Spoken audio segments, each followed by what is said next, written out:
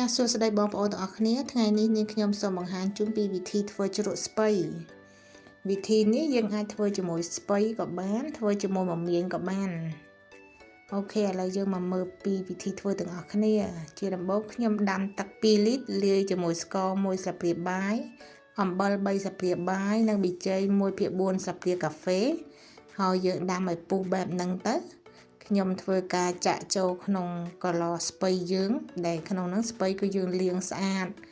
ដាក់ឲ្យស្រស់ទឹកហើយហាលឲ្យវាមកសពប់អញ្ចឹងណាបន្ទាប់មកខ្ញុំយកវាមកដាក់ក្នុងកន្លដែលយើងបន្ថែមជាមួយនឹងខ្ទឹមសម្ទេសអញ្ចឹងទៅតាមចំណូលចិត្ត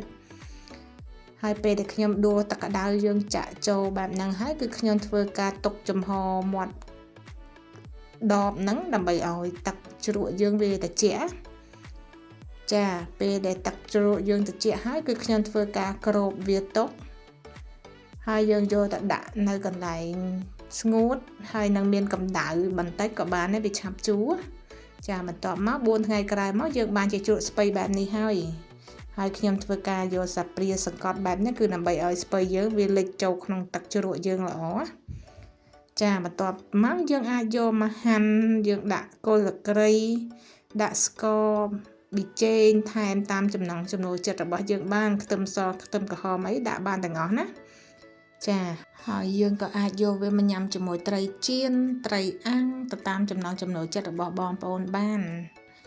ចាតំណងអត់បងប្អូនចាអរគុណច្រើនសម្រាប់ការទស្សនាហើយសង្ឃឹមថាជួបគ្នាជាថ្មីនៅវីដេអូក្រោយៗទៀតណា